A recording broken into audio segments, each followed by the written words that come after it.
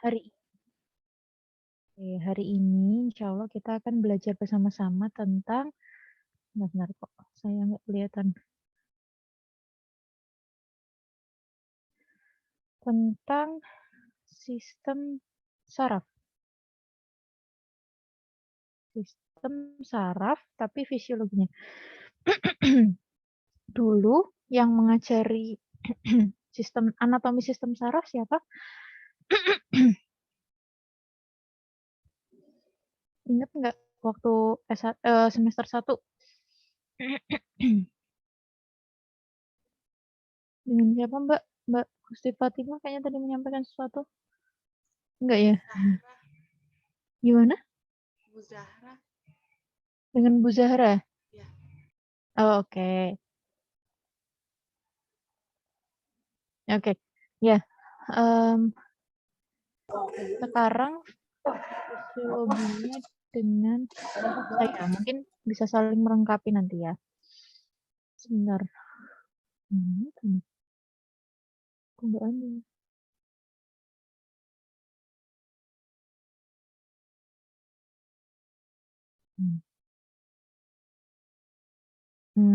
Sudah tampil? Sudah Ibu. Sudah Pak Ibu. ya. Oke. Ya, hari ini kita akan belajar tentang fisiologi sistem saraf. Objektifnya cuma ada 2, tujuannya cuma ada 2. Cuman menjelaskan tentang impuls atau persinyalan listrik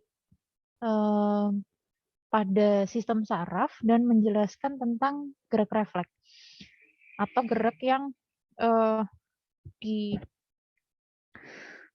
gerak yang memang terjadi pada saraf. Nantilah kita coba belajar bersama-sama.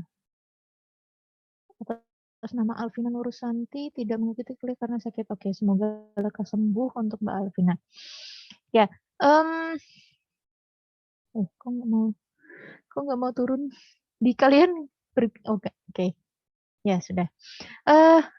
Kalau kita berbicara tentang sistem saraf itu adalah bagian dari yang namanya regulatory system atau sistem regulatory gitu ya. Ada 2, ada sistem endokrin dan ada sistem saraf. Jadi yang disebut sebagai regulatory system itu hanya ada 2 dan dia adalah sistem saraf dan sistem endokrin itu. Kemudian kalau kalian ini sambil sedikit refresh gitu ya. Sistem saraf itu punya fungsi apa saja? Yang pertama adalah sensory input. Jadi reseptor saraf itu punya peranan untuk merespon stimulus internal maupun eksternal. Stimulus internal seperti apa? Contohnya ketika ada hormonal seperti itu. Sementara kalau eksternal, contohnya seperti ketika ada panas, kemudian ada tertusuk paku, kemudian dipukul dan lain sebagainya. Kemudian yang kedua adalah integration.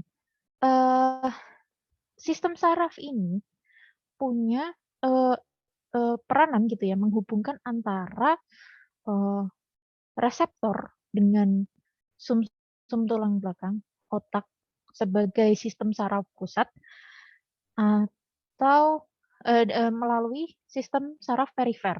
Nah, dalam kaitannya dengan integration ini, apakah impuls yang masuk itu akan direspon atau dibiarkan saja, maksudnya seperti itu, atau dia disimpan sebagai memori. Jadi dia tidak ibaratnya tidak dilupakan begitu saja, tapi dia disimpan sebagai memori. Oh, jika ada yang seperti ini, berarti nanti responnya adalah seperti ini, atau justru diabaikan itu tadi, jadi dibiarkan saja. Kemudian yang ketiga adalah homeostasis. Nah, homeostasis ini sangat bergantung pada kemampuan sistem saraf dalam mendeteksi, menginterpretasikan, dan merespon perubahan pada kondisi internal maupun eksternal. Nah, apakah ini yang nanti akan menstimulasi atau dia akan menyebabkan atau dia akan disembunyikan atau inhibitory, seperti itu. Kemudian yang ketiga adalah kaitannya dengan mental activity. Di sini otak sebagai bagian dari sistem saraf pusat, dia itu sebagai pusat aktivitas-aktivitas mental, kesadaran, memori, kemudian berpikir. Selanjutnya adalah controlling muscle and glands. Sistem saraf ini punya peranan untuk mengontrol otot dan kelenjar, mengontrol pergerakan tubuh dan juga kelenjar-kelenjar yang menghasilkan hormon. Oke. Nah, kita refresh lagi bahwa sistem saraf itu terdiri dari sistem saraf pusat dan sistem saraf perifer. Apakah saya bisa mencoret? Oh, bisa. Bentar. Warnanya kita ganti merah ya. Oh, nggak bisa. Ya udah. Nggak saya coret-coret nggak apa-apa ya. Kalian sambil perhatikan pelan-pelan. Jadi, sistem saraf pusat itu terdiri dari otak dan sumsum tulang belakang. Kemudian sistem saraf perifer yang miring itu terdiri dari reseptor, serabut saraf, ganglia, kemudian plexus. Ini harusnya di anatomi kemarin ya. Kalian sambil coba buka anatominya seperti apa. Nah, jalannya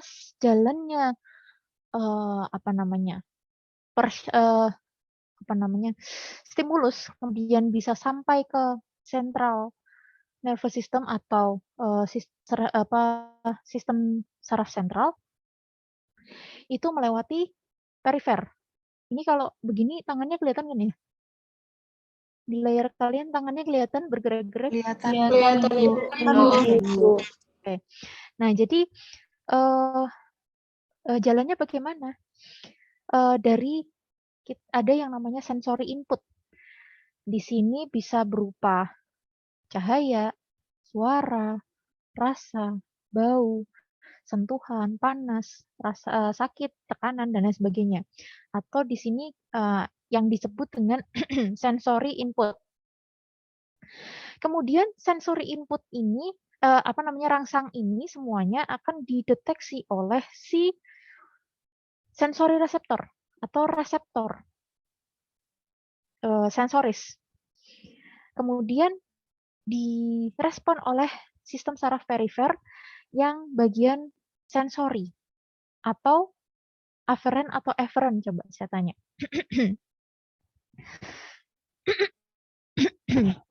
Saya izin minum sebentar ya. Aferen atau eferen?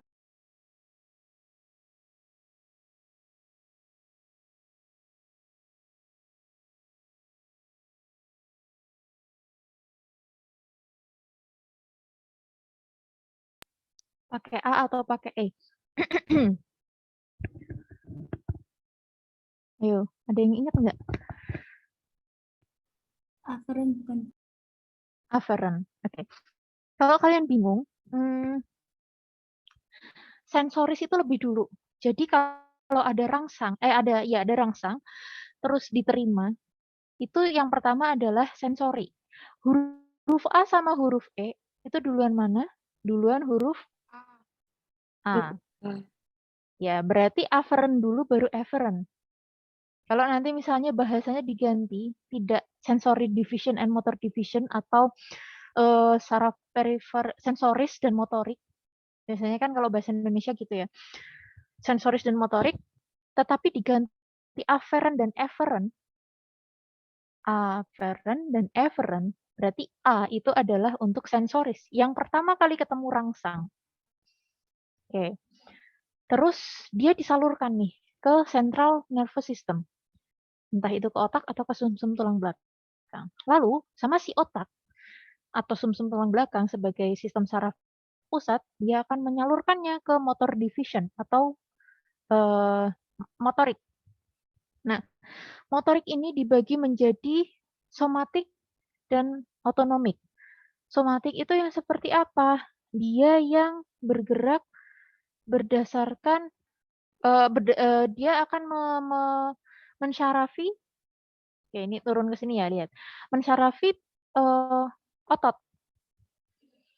Nah, yang autonomik somatik berarti dia akan bergerak secara sadar.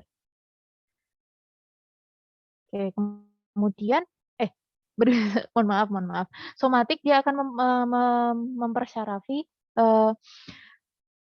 otot rangka, ya otot dikatakan sebagai otot rangka, ya. Abu syaraf yang mempersyarafi skeletal muscle itu rangka ya. Mohon maaf, kadang-kadang bingung. Dan autonomik ini adalah yang ya otonom gitu. Dia akan mempersyarafi organ-organ dalam. Ada dibagi menjadi simpatetik dan parasimpatetik. Yang simpatetik itu dia mempercepat, yang parasimpatetik berarti dia memperlambat. Nah, motor outputnya adalah movement, dia bergerak, kemudian perubahan metabolisme, atau denyut jantung, atau kecepatan napas, dan lain sebagainya. Seperti itu. Jadi ini sedikit refresh dari organisasi struktural sistem saraf.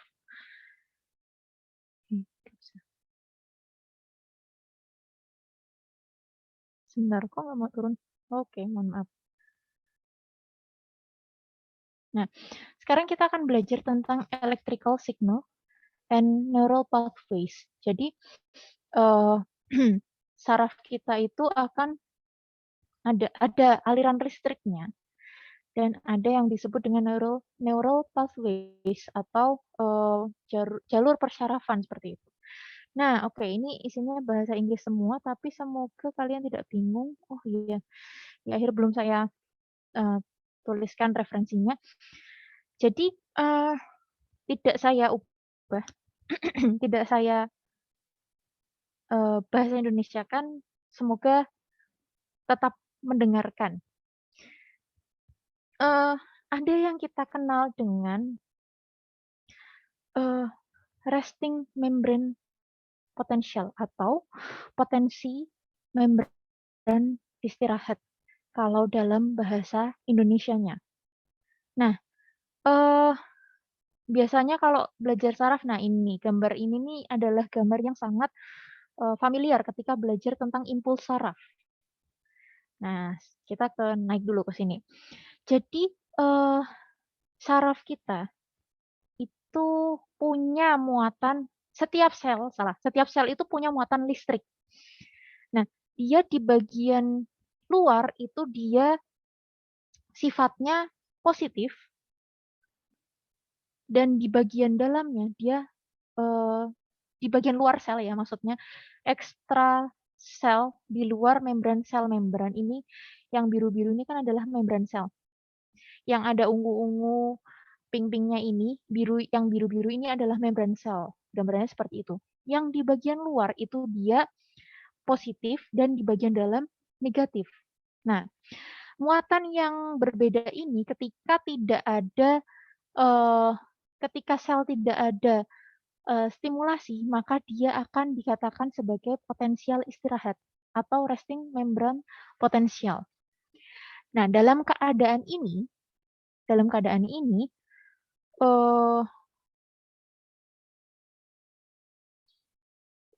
sebentar.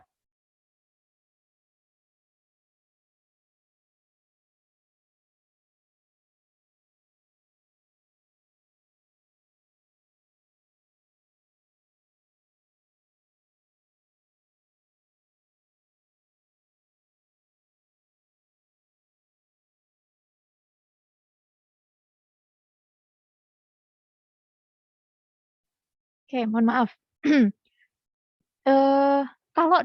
Kalau sel dalam keadaan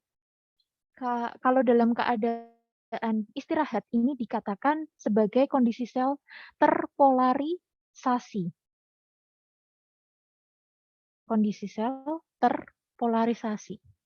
Nah, potensial istirahat ini terjadi karena adanya perbedaan konsentrasi ion di sel dan karakteristik permeabilitas dari sel membran itu sendiri. Permeabilitas itu apa sih? Ada yang tahu artinya apa?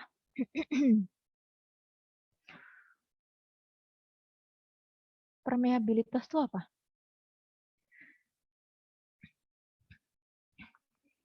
Permeabilitas itu apa, Mbak dan Mas?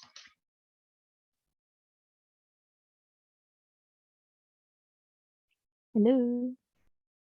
Kemampuan tanah untuk merusak. Kemampuan? Kemampuan apa, Mbak? Kemampuan apa, Mbak Sukma? Menyerap bukan? Kemampuan? Gimana, Mbak Listia?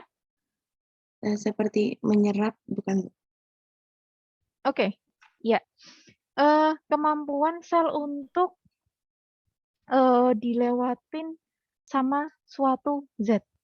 Intinya seperti itu. Jadi potensi istirahat itu setidaknya dipengaruhi oleh 3 hal. Tadi kan saya sampaikan bahwa ada perbedaan konsentrasi ion. Yang di dalam itu dia banyak ion K. Yang di luar itu dia banyak ion Na. Kira-kira ngapalinnya gimana, Bu, biar nggak kebolak-balik? Kalau saya sih ngapalinnya agak lucu. Di luar nah. Seperti mau bilang di luarnya, tapi Y-nya dihilangin. Jadi di luar nah. Di luar itu banyak Na, di dalam itu banyak K. Nah, jadi setidaknya potensi istirahat itu dipengaruhi oleh 3 hal. Konsentrasi K di dalam, yang pertama. Yang kedua adalah konsentrasi Na di luar. Dan yang ketiga adalah permeabilitas membran sel terhadap K+. Kenapa terhadap K+? Karena ada perbedaan ion channel yang terbuka. Oke. Ini di sini kita coba lihat keterangan pertama. In a resting cell, there is a higher concentration of K+, atau yang di sini ditandai dengan lingkaran-lingkaran warna ungu. Jadi, pada kondisi istirahat, K+ itu ada banyak di dalam. Dan Na yang ditandai dengan pink, bulatan-bulatan pink itu ada di luar membran. Nah, kemudian apa yang membuat si membran ini yang dalam itu menjadi negatif? Karena ada protein. Ini saya nggak bisa nyoret ya sayangnya karena pakai pakai PDF bukan pakai pakai PPT. Karena ada protein yang muatannya negatif di dalam ini protein itu dia nggak bisa keluar nih lewat pintunya ini, pintu gerbangnya. Anggap saja si ungu-ungu pink ini adalah pintu gerbang. Nah, si protein ini nggak muat karena pintunya terlalu kecil. Jadi dia akan terjebak di dalam sel. Terjebak di dalam membran sel. Jadi dia di dalam selnya itu. Oke. Nah, kemudian yang kedua, ketika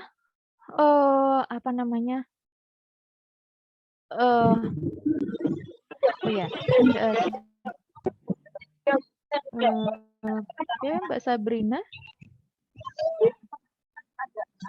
lagi di warung Padang, Mbak Sabrina? Lagi di warung Padang tampaknya ini ya.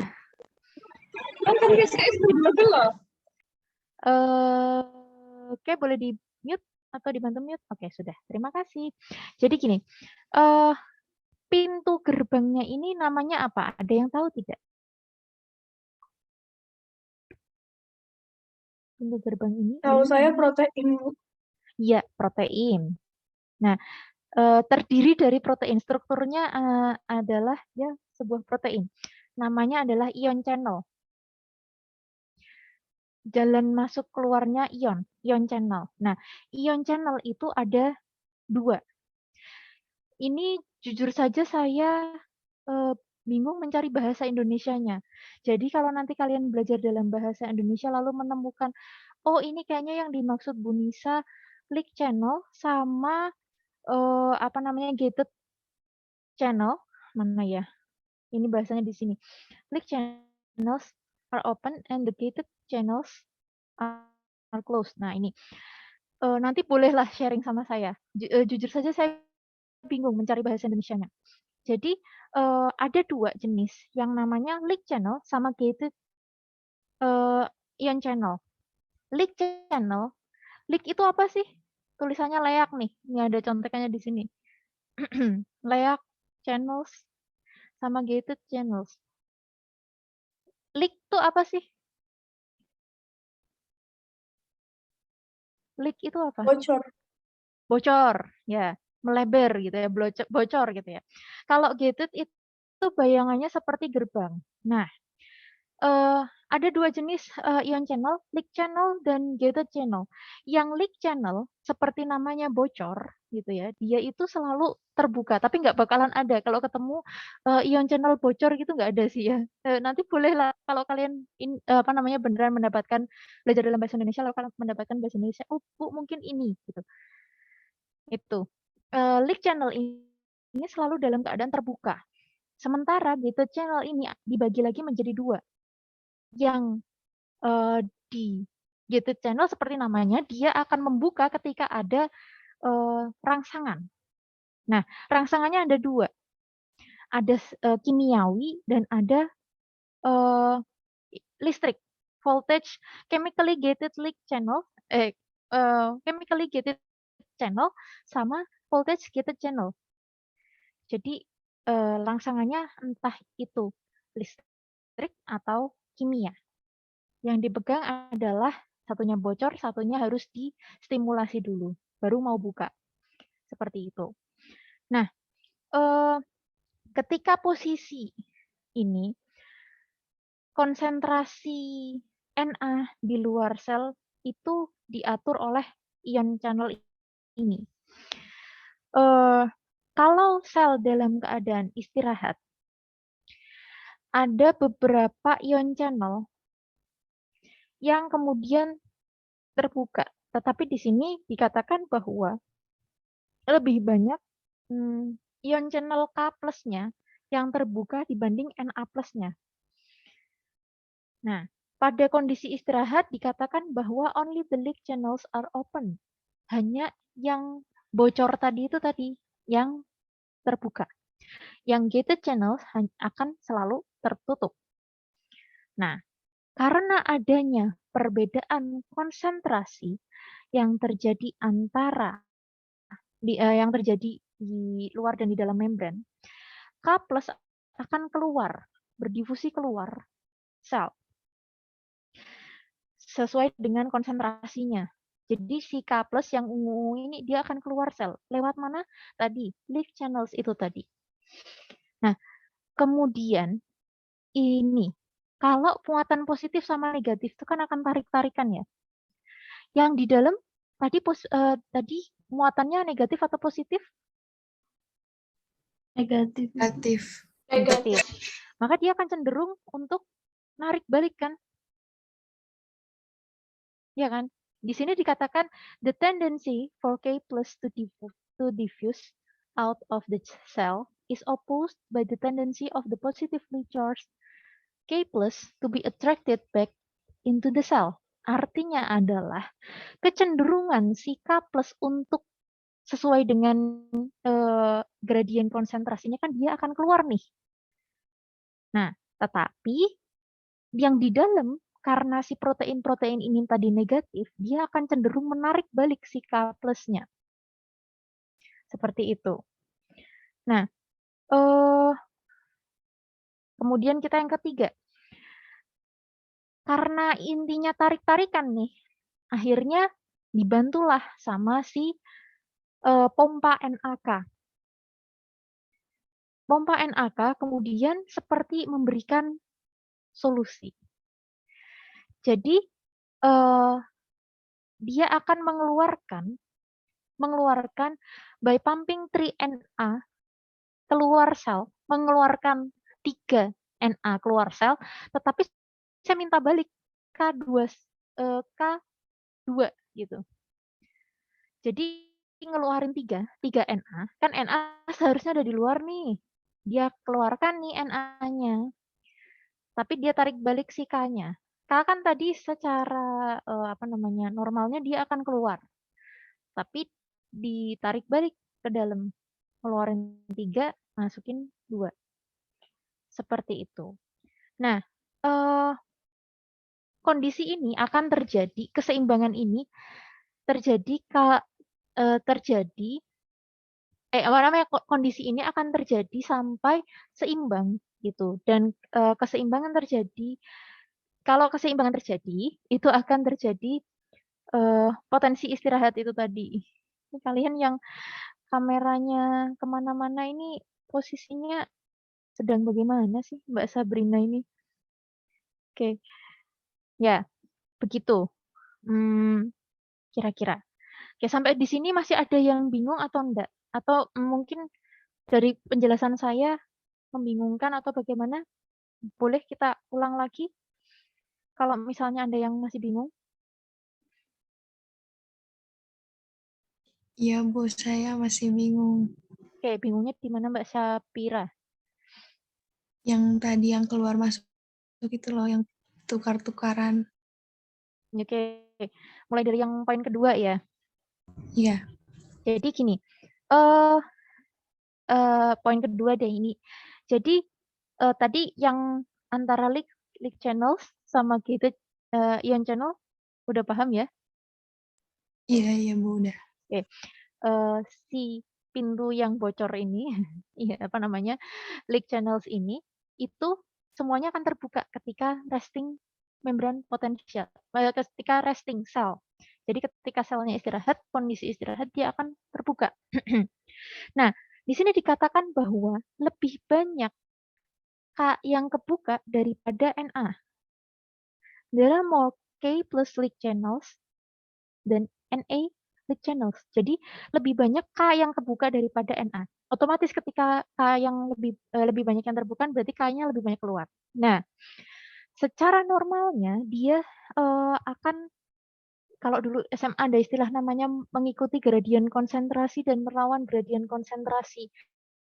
Kalau dia mengikuti gradien konsentrasinya dia akan keluar si K ini. Nah, tadi saya sampaikan bahwa protein itu dia punya muatan negatif dan dia tidak bisa melewati pintu ini, pintu leak channel ini tadi. Makanya dia ketinggalan di dalam sel. Nah, kalau ketinggalan di dalam sel, sekarang saya tanya, kalau ketinggalan, K muatannya apakah? K-nya muatannya apa? Negatif. K-nya muatannya apa nih? Ada tertulis loh di sini. Positif. Positif. K plus. K-nya muatannya positif.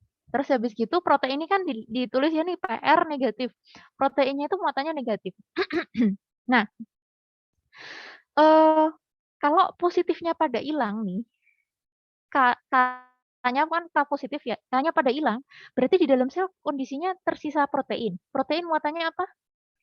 Negatif. Negatif. Jadi di dalam sel itu akan lebih negatif. Kondisinya dia muatannya akan lebih negatif. Nah, K-nya secara konsentrasi dia akan mengalir keluar. Padahal di dalam itu ada protein yang sifatnya negatif, ada yang protein yang muatannya negatif. Nah, antara muatan negatif dan muatan positif ini kan akan saling tarik-tarikan. Kata kalimatnya ada di sini. K itu akan berdifusi keluar sel, tetapi secara normalnya si protein ini akan menarik kembali K untuk masuk ke dalam sel, menarik kembali. Ini kan ada tanda panah keluar nih, tapi juga ada tanda panah ke dalam karena dia ditarik oleh si protein. Seperti itu. Nangkap ya sampai di sini? Nangkap sampai di sini? Iya. Oke. Nah, kan ceritanya tarik-tarikan nih. Ibarat anak kecil tuh udah rebutan kotak susu gitu kan. Nah, akhirnya dibantulah sama si pompa NaK. Ini pompa NaK, sodium potasium pump, pompa NaK.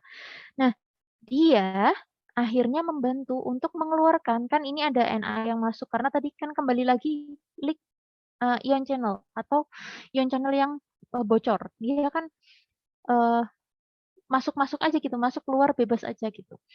Nah, ini si pompa NaK ini akan membantu mengembalikan sesuai dengan kondisi awalnya.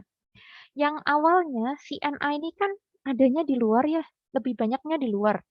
Jadi dia akan keluarkan 3-3. Sementara K yang awalnya lebih banyak di dalam, dia akan dimasukkan 2-2. Ini yang ada keluar 3, nih yang ini masuk 2. Maksudnya adalah K-nya keluar 3, Na-nya keluar 3, K-nya masuk 2. Seperti itu. Begitu. Apakah masih bingung? Atau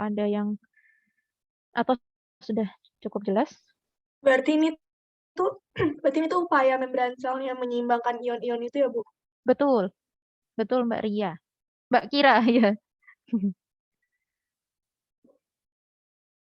Betul kan ya, yang bicara Mbak Kira kan ya? Iya, Bu. Oh iya, oke.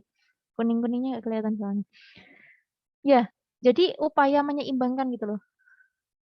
Gitu. Jadi supaya sesuai dengan kondisi asalnya. Nah, si pompa NaK ini kan ada ATP, ADP. Dia itu pengguna ATP paling besar. The pump is driven by ATP hydrolysis. Jadi dia tuh bekerja kalau ada ATP. Si pompa NaK ini pemakai ATP terbesar. 25% dari total ATP di dalam sel itu dia pakai. Dan 75% ATP dari neuron dia pakai. Jadi totalnya 75 tambah 25, 100%. Jadi untuk mencapai ATP-nya ini dapat dari mana? 25%-nya dia ambil dari total ATP di dalam sel. 75%-nya dia ambil dari ATP neuron. Oke, silakan Mbak Rifka. Oh, enggak, kepencet Mbak Rifka. Mau tanya kepencet, Mbak? Halo, Mbak Rifka. Oke, mungkin kepencet. Begitu. Nah, sampai di sini sudah? Resting membrane potential, oke? Sudah. Sudah. Yang lainnya oke? Sebenarnya grafik ini cukup menggambarkan gitu ya. Cuman mungkin kalian udah pusing duluan lihat ininya pakai penjelasannya pakai bahasa Inggris. Tapi kalau dipahami pelan-pelan, insya Allah bisa kok. Oke, kita tutup. Oke, kok nggak mau berut. Nah, kemudian setelah tadi resting membrane potential, kita masuk ke potensi aksi. Nah, kalau tadi yang namanya saja resting membrane potential berarti ketika tidak ada stimulus. Nah, kemudian kapan si resting membrane potential ini akan berubah menjadi potensi aksi atau action potential ketika ada stimulus. Nah, stimulus ini tadi ingat bahwa ada 2 leak ion channel sama gated ion channels. Kalau ini di di poin kedua dikatakan bahwa gated channels not shown are closed. Jadi dia tertutup.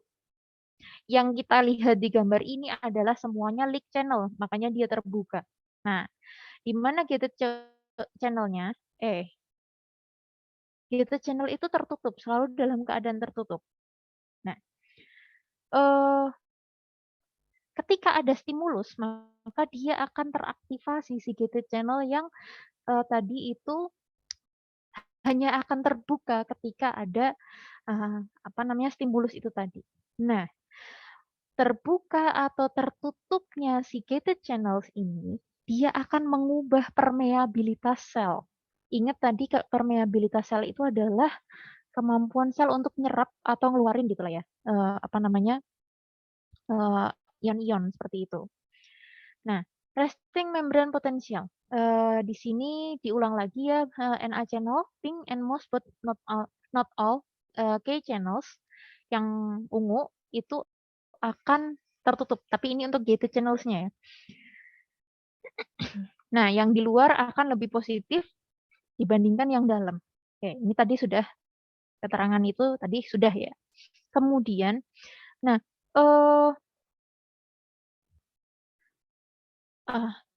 gimana sih jelasnya? Na sama K itu kondisi yang kedua adalah ketika potensial aksi. Jadi yang pertama, ketika ada stimulus, maka dia akan mengaktifasi neurotransmitter. Neurotransmitter itu apa? Apa coba neurotransmitter? Neurotransmitter. Neurotransmitter adalah, harusnya ini ada waktu anatomi kemarin.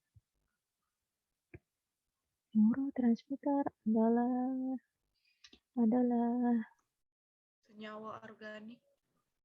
senyawa organik. Belum tepat. Sinyal. Yang mana Membawa Mbak Cynthia? sinyal. Membawa sinyal. Pembawa sinyal, ya, senyawa organik. Senyawa organiknya Mbak Gusti Fatima, pembawa sinyalnya Mbak Listia. Oke, ini saling melengkapi ya. Ya, ini adalah senyawa kimia ya. Kalau saya bilangnya senyawa kimia yang dia memang punya peranan untuk membawa sinyal. Nah, ingat bahwa tadi gated ion channel ada dua, chemically dan voltage. Chemically adalah yang distimulasi oleh zat kimia. Zat kimianya apa? Yaitu tadi si neurotransmitter. Dan voltage adalah listrik. Nah, oke, kembali lagi. Jadi, bagaimana terjadinya potensial aksi? Ketika ada stimulus, maka akan mengaktifasi neurotransmitter. Aktivasi neurotransmitter berarti ada zat kimia yang teraktivasi. Berarti dia akan bisa mengaktifasi pula chemically gated channels atau channel atau apa namanya, katup, nggak usah diartikan ya, chemically gated channels. Nah, akhirnya si Na channel open. Ini kalimat ini. Kalimat ini. Na channels open, K channel begin to open. Ya, oke. Kemudian Na-nya masuk ke dalam. Jadi ceritanya si Na ini akan membuka dulu. Ketika ada neurotransmitter, dia akan membuka dulu nih si Na. Gerbang Na-nya dia akan membuka dulu. Masuklah si Na. Ketika masuk si Na, dia akan terjadi listrik lokal atau ya akan terjadi ada listrik lokal seperti itu. Nah, tadi Na muatannya apa? Positif. Karena di dalam Na itu ada apa namanya? Ada positif, ada negatif di dalam sel, dan kalau Na-nya masuk terus kan berarti di dalam sel akan lebih positif gitu ya. Terjadilah yang namanya depolarisasi. Ini yang kedua, yang dicetak tebal, depolarisasi. Nih, depolarisasi terjadi karena ada perpindahan masuk ke dalam si Na yang menyebabkan si Na si kondisi di dalam membran sel itu lebih positif. Ini. Dapat? Oke. Jadi, dan nih saya sampai depolarisasi ya. Nah, depolarisasi ini kalau dia cukup kuat, saya cerita nggak cukup kuat dulu deh. Depolarisasi ini kalau tidak cukup kuat atau lemah, dia akan menyebabkan channel Na ini nutup lagi. Jadi pintunya nutup lagi. Akhirnya Na-nya nggak bisa masuk dong. Gitu. Itu kalau depolarisasi ini terjadi tidak cukup kuat.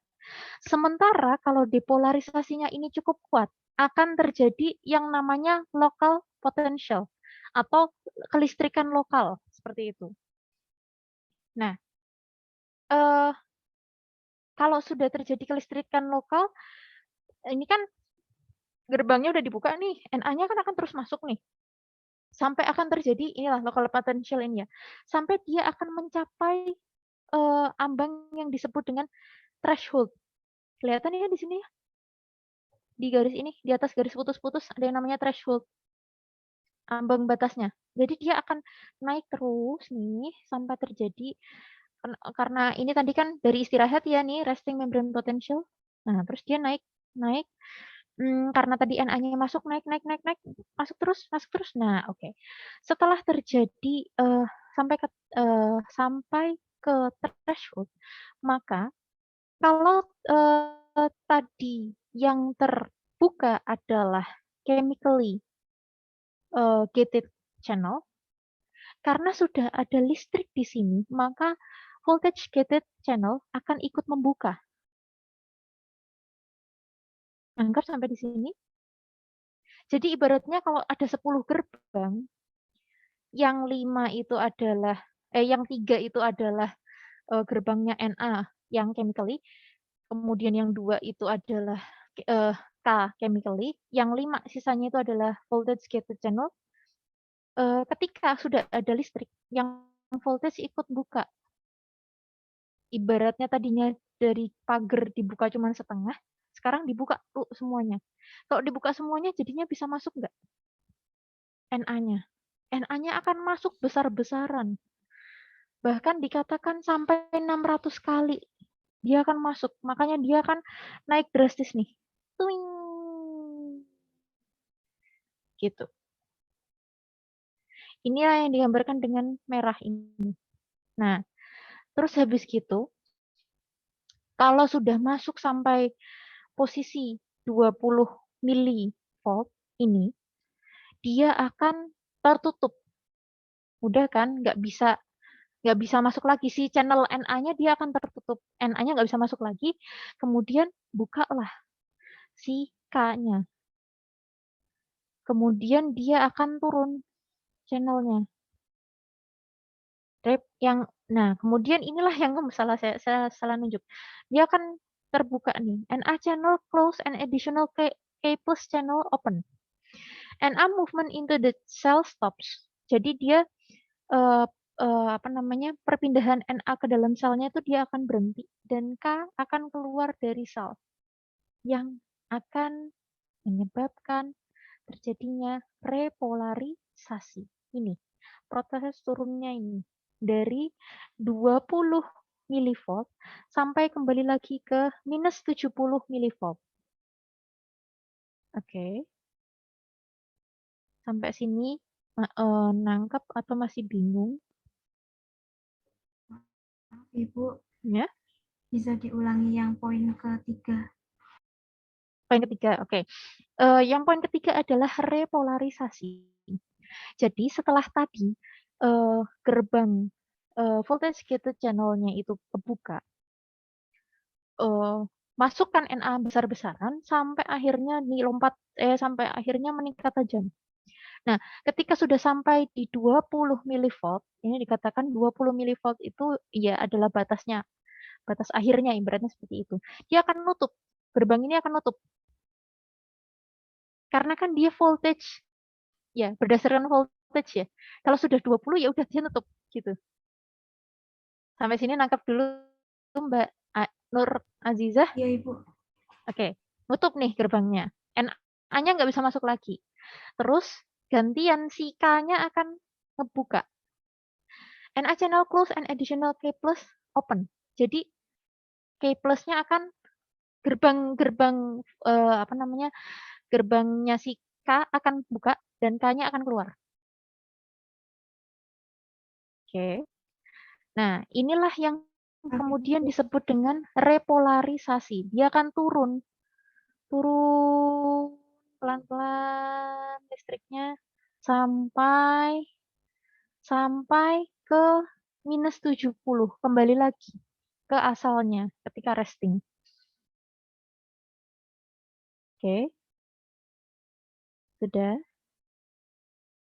Nah, terus tadi kan keluar besar-besaran ya, sampai bisa jadi akhirnya eh, keluarnya terlalu besar. Inilah yang kemudian disebut dengan hiperpolarisasi atau yang lengkung ini loh, lengkung yang lebih bawah. Ini kan harusnya kalau 70 kan sedatar ini ya. Ini nggak bisa dicoret nih. Sedatar ini ya. Tapi ini ada lengkungan ke bawah. Inilah yang disebut dengan hiperpolarisasi. Lalu nanti ketika mekanisme tadi resting potential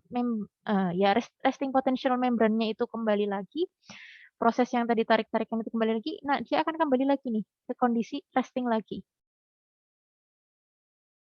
Nangkap sudah grafik ini? Oke, masih ada yang bingung nggak?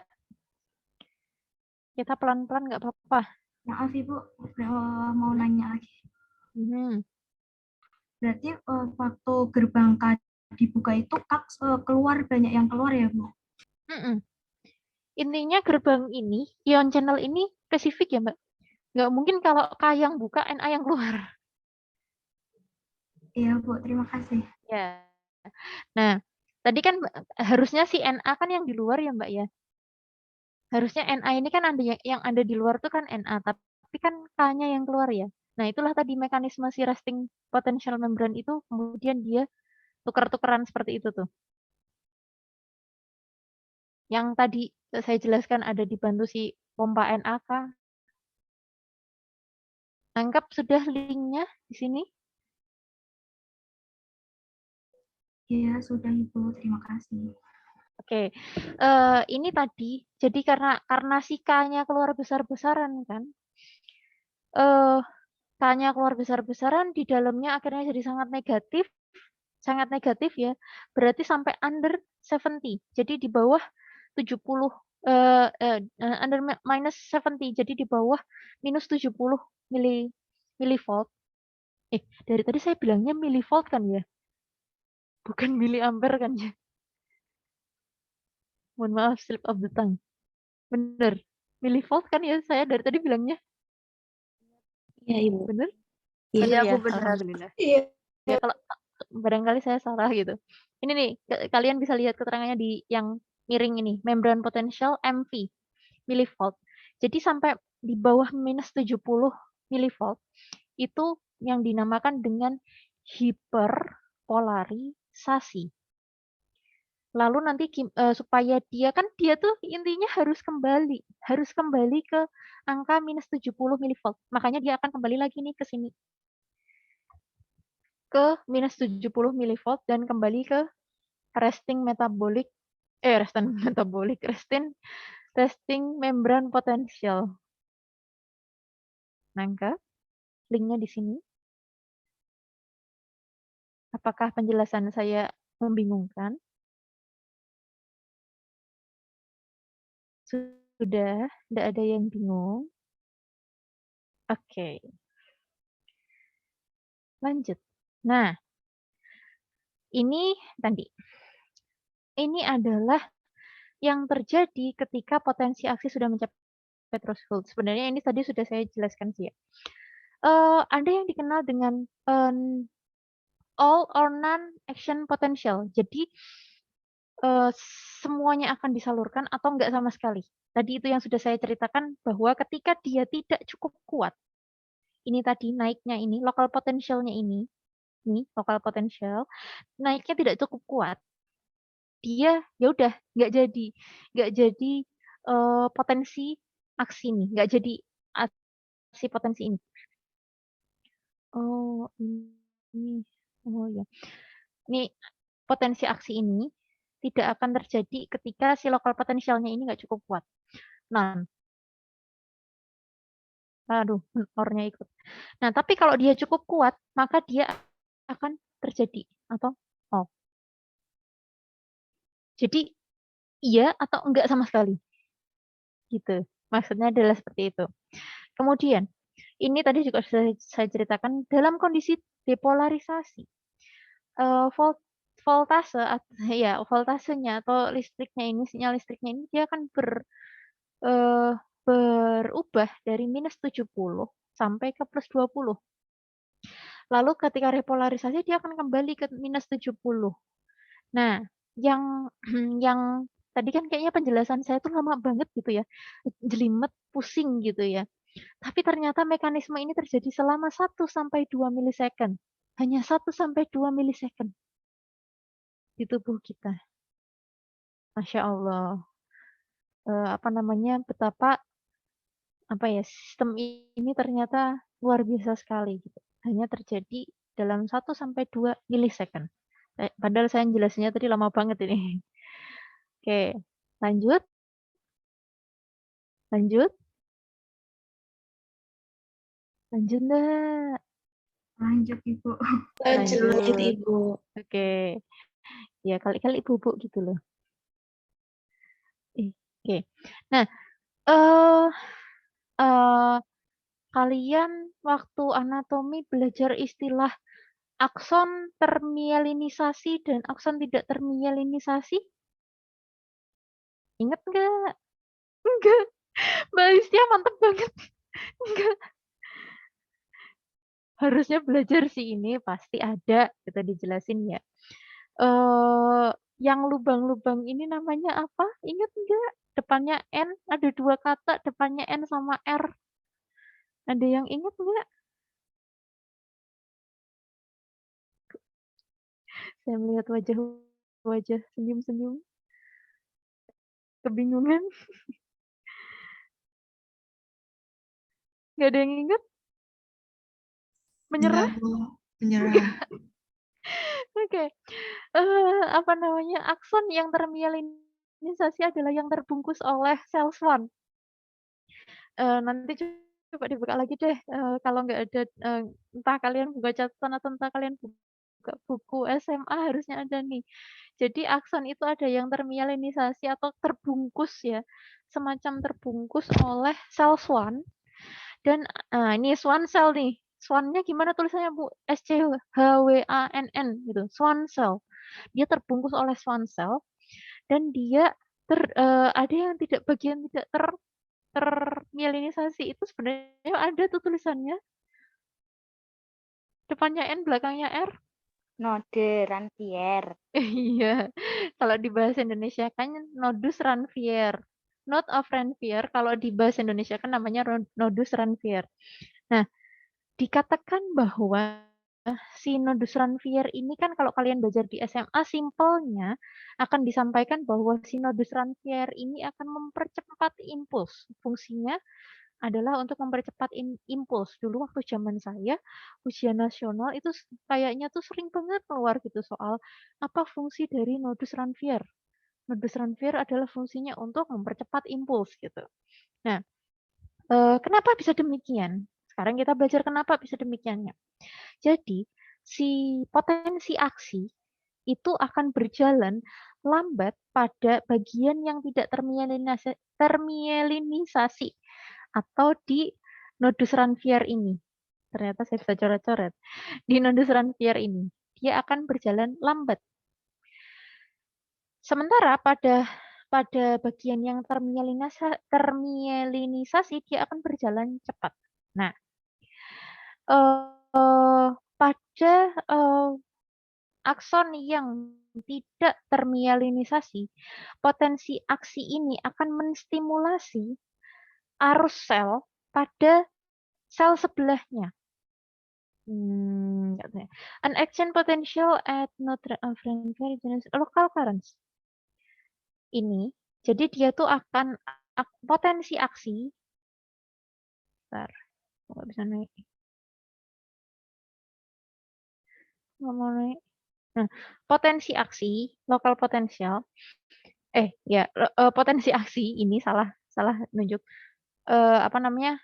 Action potential itu pada nodus Ranvier ini akan menyebabkan listrik di apa namanya? Sel di sebelahnya. Nah, di sebelahnya kan ya. Tetapi di sini di yang bagian termielinisasi itu dia loncat gitu, ibaratnya loncat ke nodus Ranvier yang satunya lagi. Sementara di sini dia akan jalan. Gimana ya? Kalau diistilahkan di bukunya itu adalah ibaratnya kalau potensi aksi lewat nodus Ranvier itu kayak kalian main skipping. Skipping kan loncat-loncat ya. Sementara kalau melewati apa namanya sel sel yang termielinisasi itu dia akan seperti anak berjalan. Ya, karena ini kan loncat nih dari sini loncat ke sini. Gitu ya. Nah,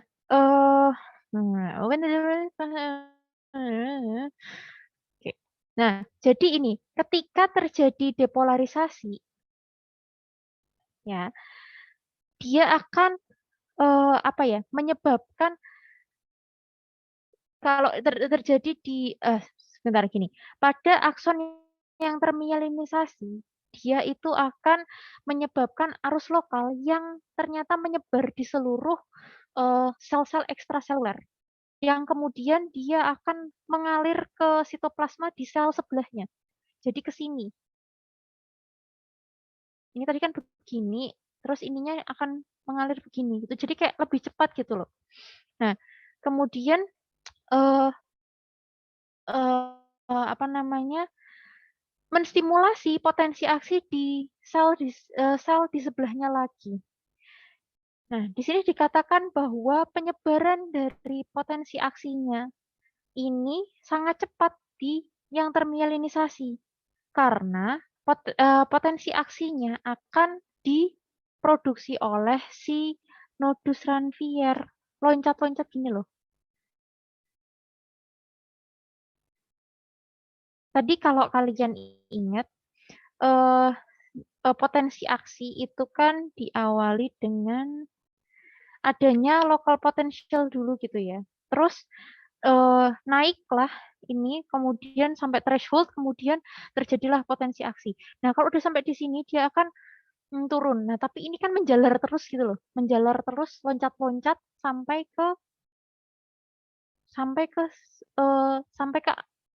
tempat tujuannya gitu. Jadi posisinya dia tidak akan jalan seperti orang berjalan, tetapi dia akan loncat. Tuing, tuing, tuing gitu. Dia akan, oh ini udah selesai nih, udah terjadi potensi aksi, loncat. Potensi aksi udah selesai, loncat. Gitu. Nangkep maksudnya? Jadi fungsi nodus Ranvier ngapain?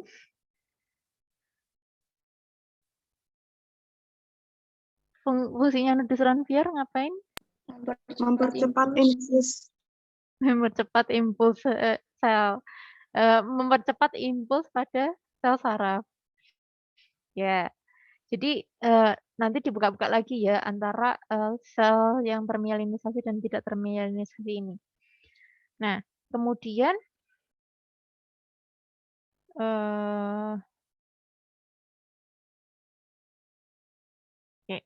kemudian kita beranjak ke sinaps.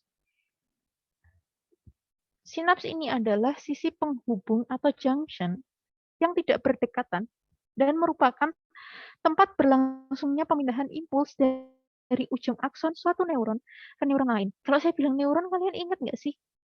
Itu apa? Saraf. Saraf. Oke, ya udah. Berarti nggak roaming ya.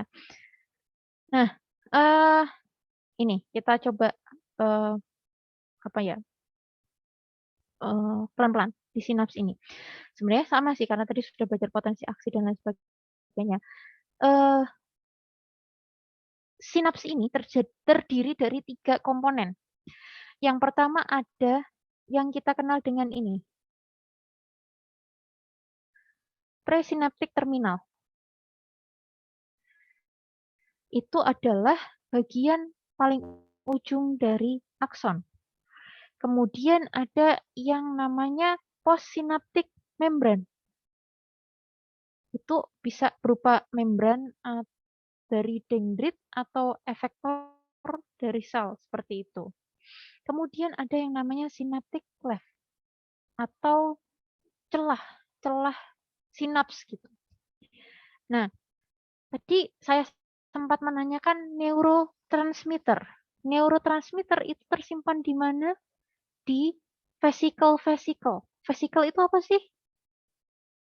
Synaptic vesicle ini. Vesicle itu apa? Vesikula. Iya, vesikula. Vesikula itu apa sih? Vesikula itu apa? Ruang pada sel. Ruang Apa? pada sel. Ruang pada Kayak sel. ruang-ruang di Ruang pada sel. Kantung, Bu. Ya, kalau lebih tepatnya dikatakan kantung. Jadi vesicle itu semacam kantung. Kayak kantung gitu. Nah, ini kan ada kantung, isinya adalah neurotransmitter.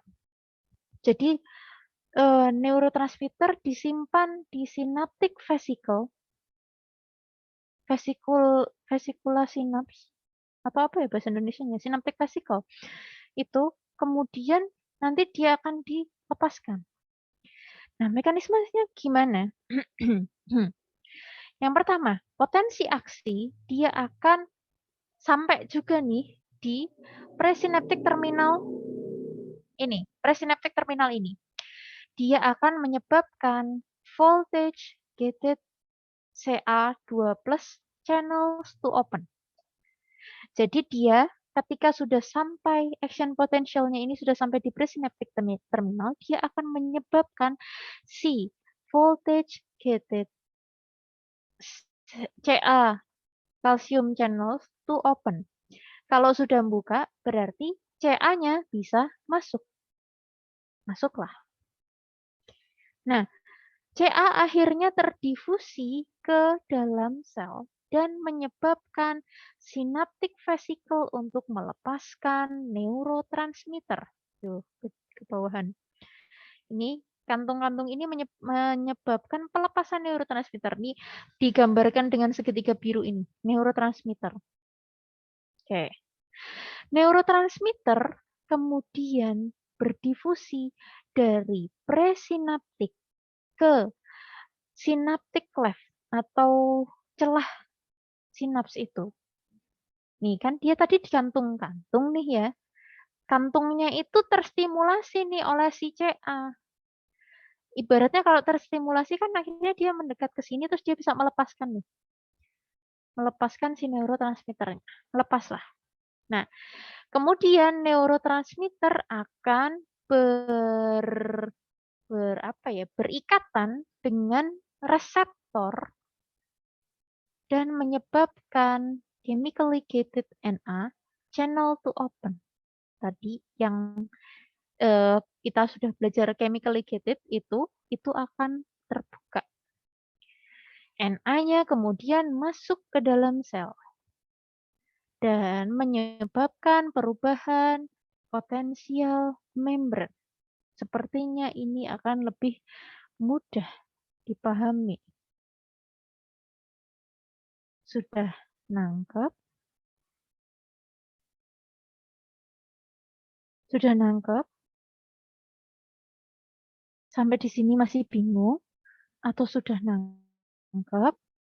Mungkin sekali lagi, Bu. Sekali lagi. Oke, mulai dari mana, Mbak?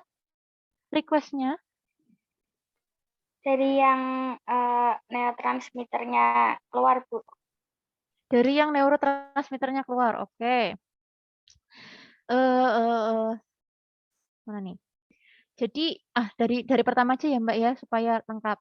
Jadi potensi aksi dia akan sampai ke bagian presynaptic terminal akan menyebabkan voltage gated CA iya apa namanya nih yang ya itu nggak usah saya artikan ya voltage gated CA itu akan terbuka. Gerbangnya si CA ini akan terbuka, CA-nya masuk. CA-nya masuk, kemudian dia akan menstimulasi si vesicle ini untuk mengeluarkan neurotransmitter. Nah, neurotransmitternya dia akan berdifusi keluar dari presynaptic terminal, dia akan melewati synaptic cleft atau celah ini. Nih, a small space synaptic cleft. Ya, synaptic cleft itu kayak semacam celah yang sangat kecil gitu. dia loncat nih, ibaratnya kayak loncat gitu ya. Nah, kemudian neurotransmitter molekul akan berikatan dengan reseptor yang menyebabkan si NA ini diperbesar ya. NA-nya ini akan terbuka, masuklah si NA dan terjadilah tadi perubahan membran potensial seperti itu. Begitu. Sudah bisa dipahami? Insya Allah, Bu. Insya Allah. Yang lainnya masih ada yang bingung tidak?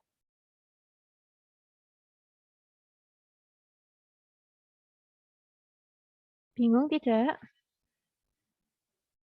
Oke, ya. Kita lanjutkan. Oke. Nah, ini ada beberapa contoh neurotransmitter. Mungkin kalau kalian tahu asetilkolin, norepinefrin, serotonin, kemudian dopamin, glisin, endorfin, itu semua adalah neurotransmitter. Nah, site of release, di mana dilepaskannya asetilkolin itu ada di sinaps dari central nervous system atau sistem saraf pusat, ANS synapse and neuromuscular junction. Kemudian efeknya excitatory atau inhibitory. Dia menstimulasi atau menghambat. Nah, ini contohnya ada clinical example-nya Alzheimer. Kemudian kalau misalnya contoh ketika tidak cukup asetilkolin, maksudnya seperti itu ya. Kemudian norepinefrin dan lain sebagainya boleh kalian baca nanti. Kita lanjut ke neuronal pathways atau yang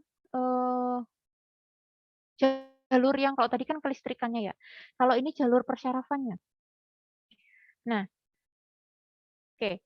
A reflex is an involuntary reaction. Jadi ini akan sangat berkaitan dengan refleks. Gerak refleks. Tadi di awal kan sudah saya sampaikan bahwa jalannya itu dari sensori, kemudian kita kembali ke awal deh. Dari sensori, kemudian lewat perifer ke CNS atau Central Nervous System, kemudian ke periferal lagi disalurkan ke motor, output, ke efektor. Nah,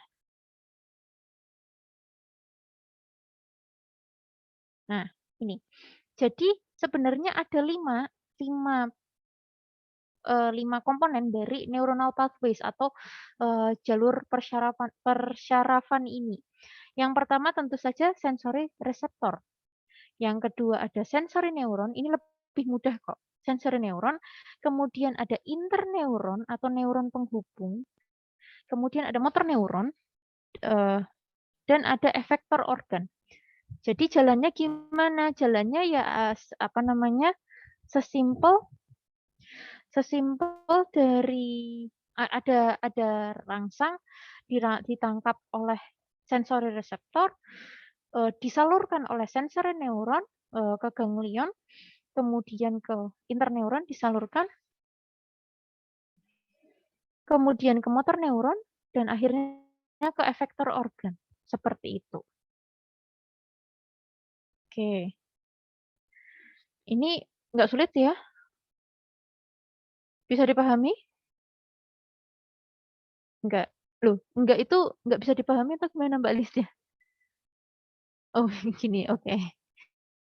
Ya, yang lainnya kalau misalnya ada yang off kamera tapi bingung, boleh ya kayak tadi Mbak Talita bertanya. Lanjut. Nah, ini adalah contoh yang paling sering kayaknya dari SMA juga sering disampaikan.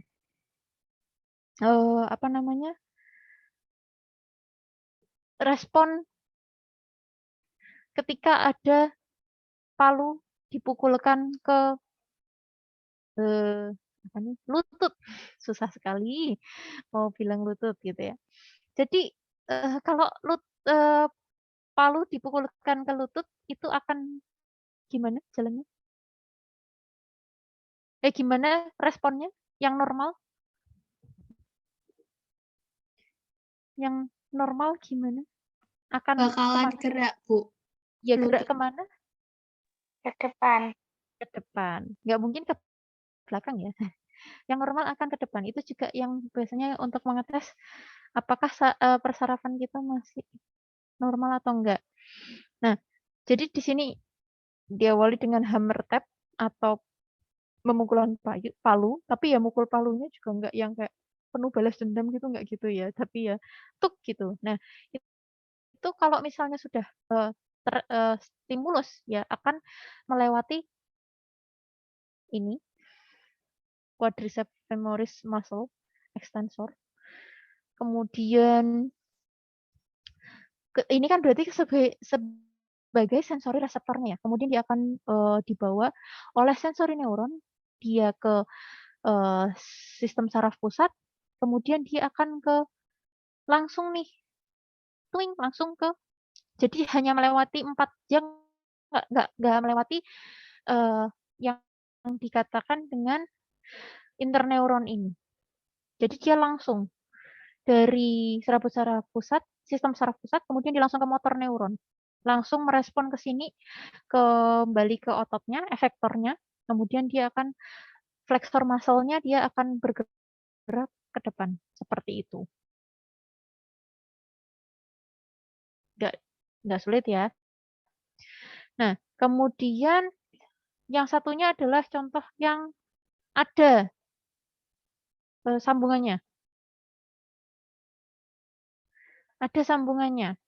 Kalau ini adalah respon ketika atau dikatakan dengan withdrawal reflex ketika tertusuk paku. Jadi tertusuk paku nih, dia akan bergerak si sensori neuronnya, oh ada rangsangan. Kemudian dia akan bergerak ke sini, sensori neuronnya akan menyambungkan ke brain, ke otak. Kok malah saya ini, kok malah saya, bentar.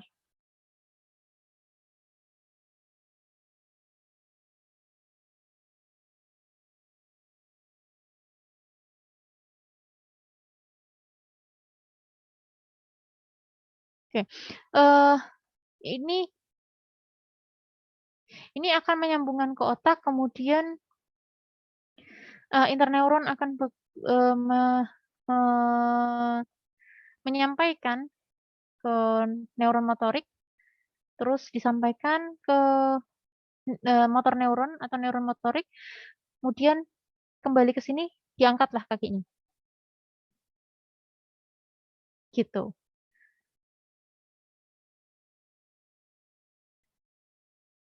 Oke, ini adalah 2 contoh gerak refleks. Yang satunya melibatkan, kalau di sini dia ada interneuron, kalau yang satunya tidak ada.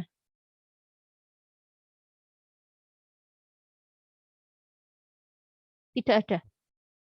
Jadi dia langsung ke motor neuron. Dia langsung bekerja ke efektornya, seperti itu. Begitu bisa dipahami?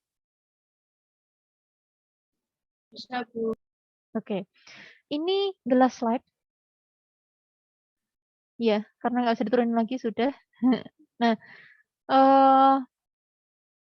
referensinya belum saya tuliskan. Nanti saya tuliskan supaya kalau kalian mau belajar bisa dari situ. Oke, mungkin itu dari saya pemaparan materinya. Kalau ada yang mau didiskusikan, boleh.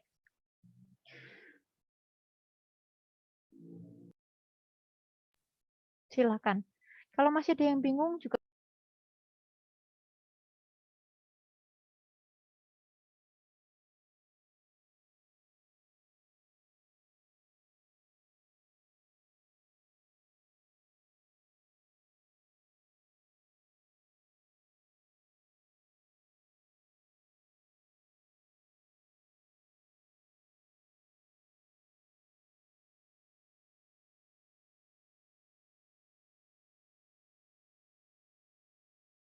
Oh alah, saya bicara dari tadi ternyata masih di-mute.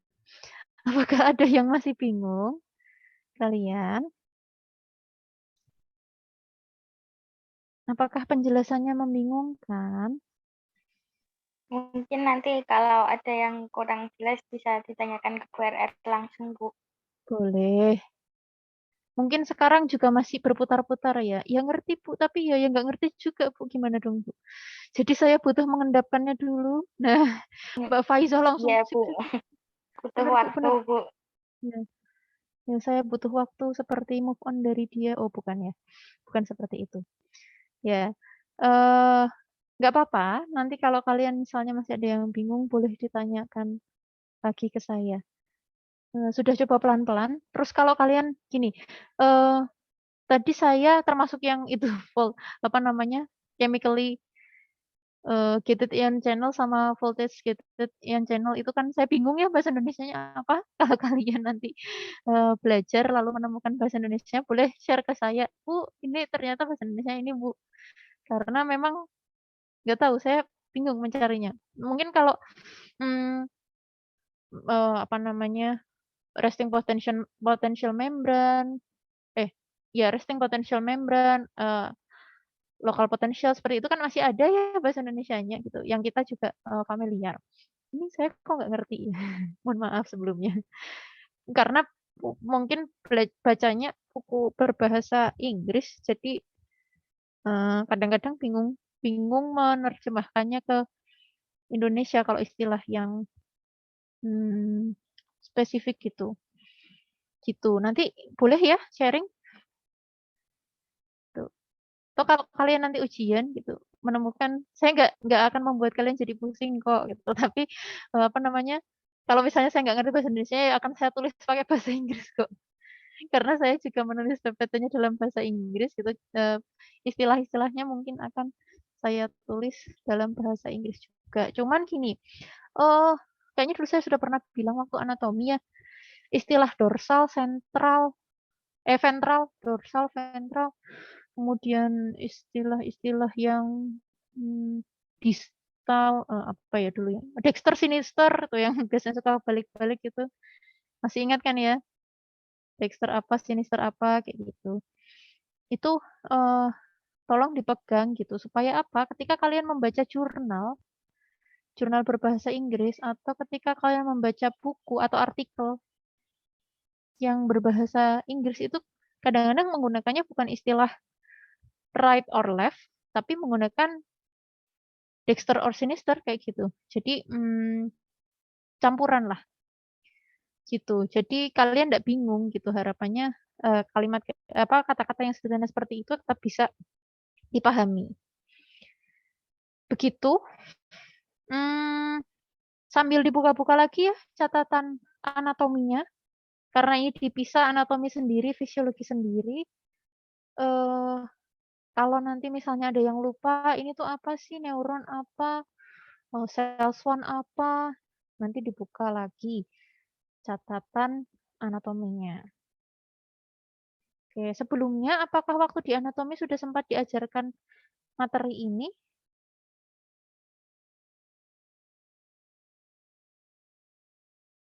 Sudah?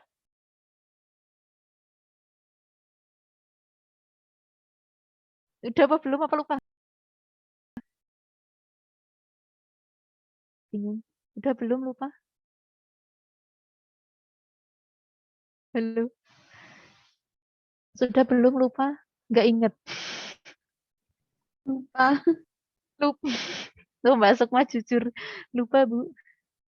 Ya, nanti sambil dibuka lagi deh. Harusnya sih belum sampai ke situ, karena itu lebih ke fisiologi. Cuman barangkali sudah sempat diajarkan Bu Zahra, ya nanti saling melengkapi. Kalau misalnya ada yang bingung, boleh ditanyakan. Oke, ada yang mau didiskusikan? Kita berakhir di jam 2.40 ya? Iya, 2.40. Kalau masih ada yang mau didiskusikan, boleh.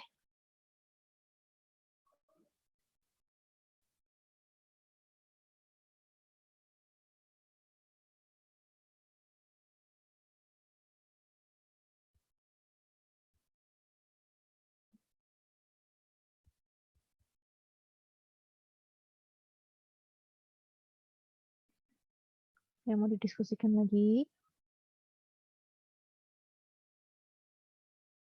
Enggak?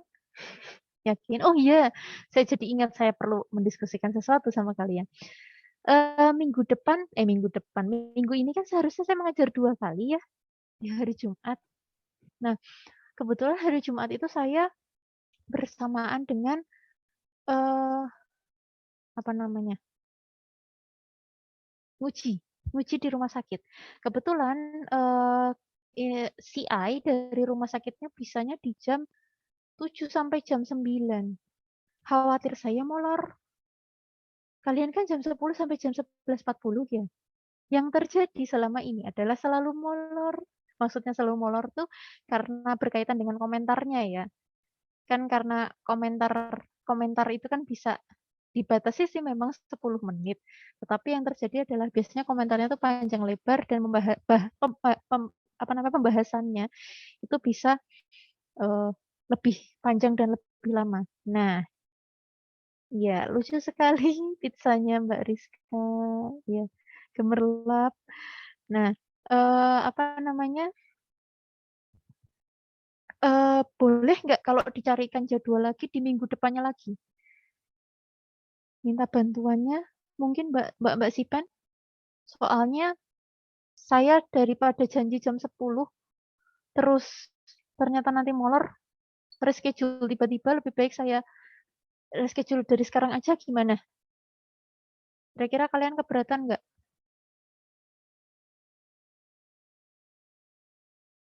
Nggak apa-apa ya? Nggak apa-apa, Iya. Ibu. Iya, Bu, nggak apa-apa. Iya, Bu, nggak apa. Jadwalnya memang sampai jam 9, tetapi ya itu kembali lagi daripada injury time saya mengabari kalian baru nggak bisa, lebih baik mungkin kalian ada mata kuliah yang belum dikerjakan bisa belum apa namanya dilaksanakan, bisa dilaksanakan di jam tersebut gitu ya. Oke, terima kasih. Berarti minggu depan saya dan Bu Aryu gitu. Karena saya cuman berdua 3, nanti lanjutnya 4-nya Bu Aryu begitu. Oke, ada mungkin yang mau ditanyakan dulu?